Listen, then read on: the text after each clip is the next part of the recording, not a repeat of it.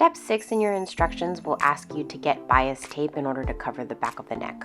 I've decided to create a piece out of my own fabric so that way it matches the shirt.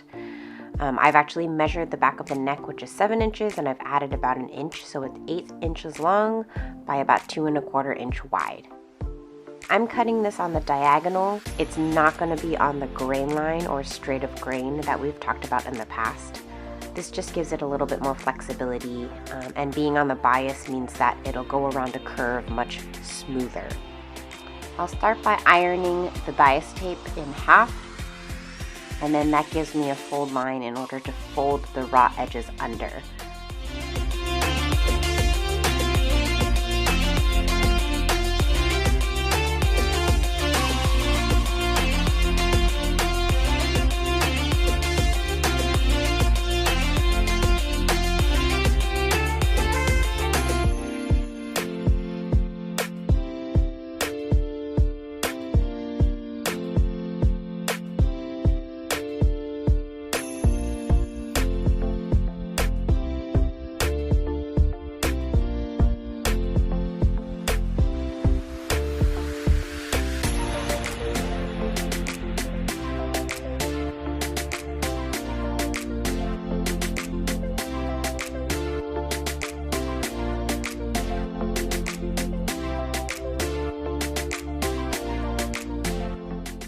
Now I want to take the bias tape and open it back up, and I'm going to pin right along that inside fold line. That's going to allow me to attach it to the edge, and then I'll be able to sandwich this in all nice and clean, so that way I'm completely covering and hiding all the raw edges. You'll see what I mean once I actually pin this all together and stitch it.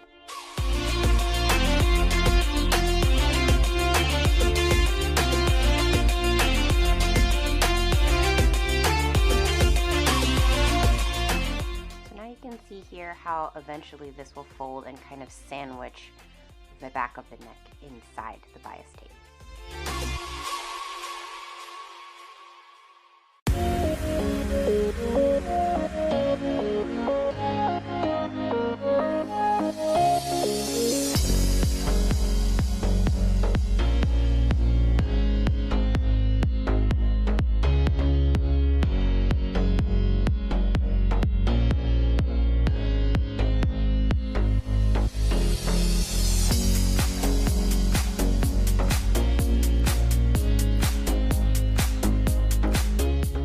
Now that I've stitched that on, I'm going to fold over and sandwich that neckline like I mentioned before.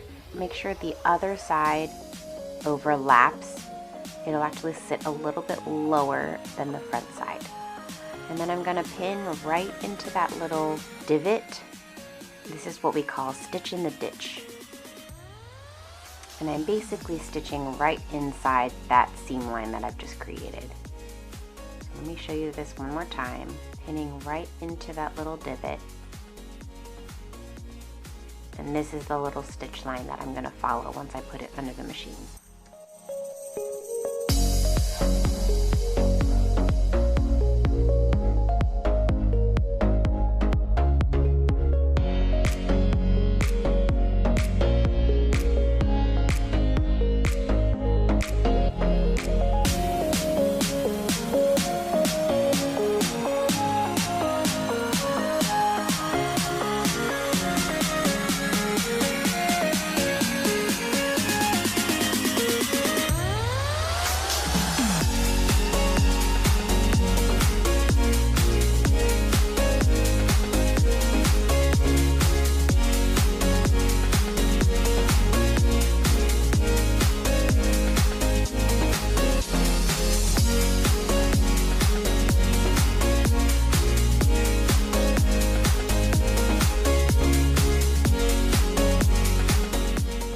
Now you can see here, there's no stitch lines or top stitching on the outside. All of that stitching has caught the back side, so that way this bias tape doesn't fall out. This step is just a little different from the instructions that are in your pajama pattern for the top, but I'm going to just connect and top stitch the front band so that way it catches the back of the neck and it's one continuous seam. That way you also don't see the raw edges sticking out from the shoulder seam.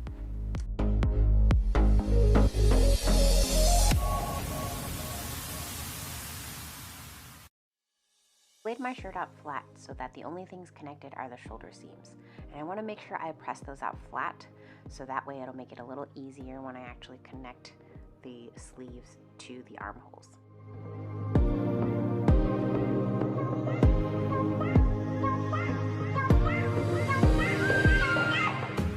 Now when I flip this over, you'll see this curved edge on both sides of the shirt. And that's where I want to line up the curved edge of my sleeve. Because now we're attaching the curve of the sleeve into the armhole. I'm locating the notches on the sleeve so that way I can match it up to the notches that are on my shirt. This will help us line up front and back and make sure that we've got the right sleeve on the right side of the body.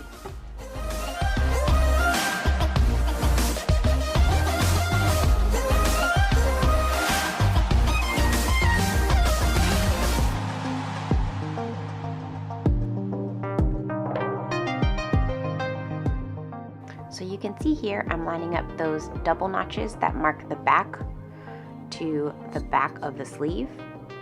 And I'm gonna start by pinning the sides of the sleeves to the armholes before I start pinning all the way across the middle. And one of the reasons I do this is because you're gonna find that there's a lot of excess. It'll look like your sleeve is actually bigger than your armhole. And part of this is because a lot of times sleeves have what we call built-in ease, and that just gives it a little bit more flexibility. Our arms are not a robot size, and so we don't want it so completely fitted that we don't have any flexibility of movement. And the ease allows the sleeve and the arm to be able to do some of the movements that it typically needs to do.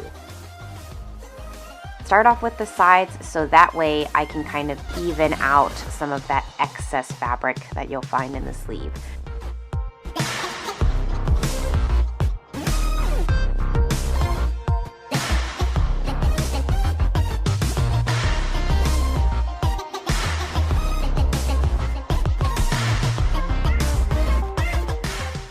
Now, as you can see here, I've got a lot of excess fullness on the sleeve side as opposed to my shirt side. So I gotta figure out how to even this out and kind of spread the remainder of that excess fabric so that it lines up. There's gonna be a little bit of rippling, and that's okay. Again, that's what that ease is for, and that's what allows our arm to have that flexibility of movement. So you may have to futz a little bit with the pins. You can see that I'm taking some out and repinning as I'm moving some of the fabric across, so that way it looks a little bit more even and it doesn't just have a giant clump of fabric all in one spot. And then once you get it all laid down nice and flat, you're going to repeat the same thing on the other sleeve.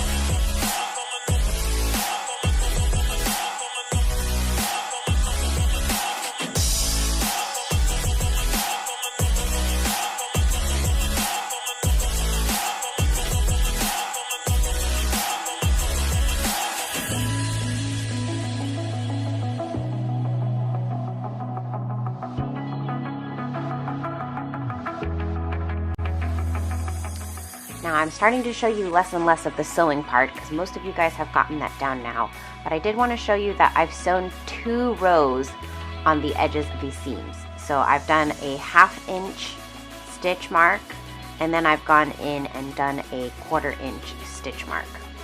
This just gives it a little bit more stability and also just prevents that sleeve from ripping out.